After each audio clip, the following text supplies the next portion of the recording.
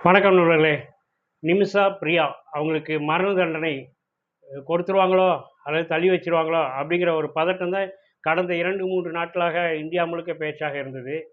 என்ன விஷயங்கிறத நான் இப்போ உங்களோட பகிர்ந்துக்கிறேன்.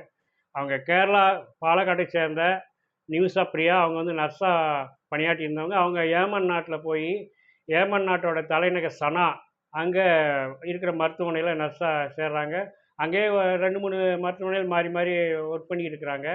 அப்போது 2011ஆம் ஆண்டு திரும்ப கேரளாவுக்கு வந்துட்டு இங்கே டோபி தாமஸ் அப்படிங்கிறவரை வந்துட்டு திருமணம் முடிக்கிறாங்க. திருமணம் முடிச்சுட்டு அவரோடயே வந்து கணவரோடயே அங்கே ஏமனுக்கு போகிறாங்க. அங்கே அவங்களுக்கு ஒரு பெண் குழந்தை பிறக்குது. பிறகு 2014ஆம் ஆண்டு கணவரும் மகளும் அங்கே திரும்பிடுறாங்க, கேரளாவுக்கு திரும்பிடுறாங்க.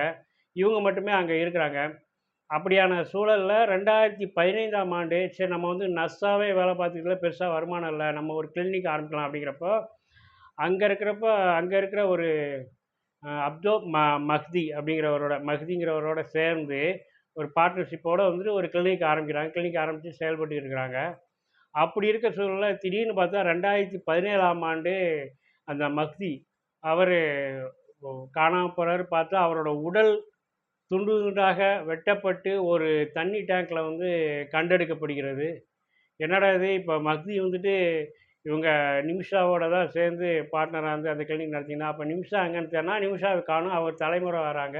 கடைசியில ஒரு 1 மாத தேடுதல் வேட்டையில பார்த்தோம்னா, ஏமன் நாட்டோட எல்லையில சவுதி அரேபியாவுக்கு தப்பி செல்றப்போ வந்து அவங்க பிடிபடுறாங்க. ஒரு நிமிஷாட்ட விசாரிக்கிறப்ப என்ன சொல்றாங்கன்ட்டா, இந்த மஹ்தி வந்துட்டு சரியான ஆள் கிடையாது. அவர் வந்துட்டு என்னை வந்துட்டு பாலியல் ரீதியா துன்புறுத்தினாரு. என்னோட கணவர் அப்படிங்கிற மாதிரி ஃபோர்ஜரியா டாக்குமெண்ட்லாம் ரெடி பண்ணாரு.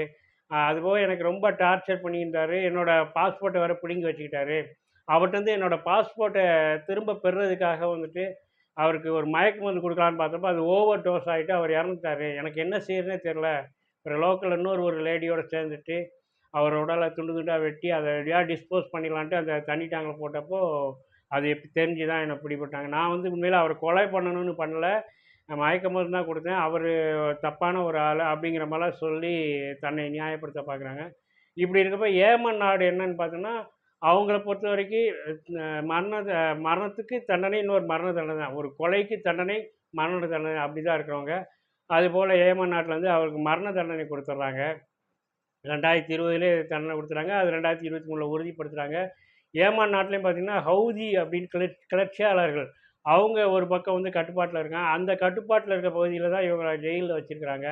ஆக எப்படியாவது நிமிஷா வந்து நம்ம இந்தியாவை சேர்ந்தவர் அப்படிங்கிறனால, அவர் எப்படியாவது இதுலேருந்து வெளியில கொண்டு வரலாங்கிறக்காக இந்தியன் கவர்மெண்ட் தொடர்ச்சியா முயற்சி பண்ணுச்சு.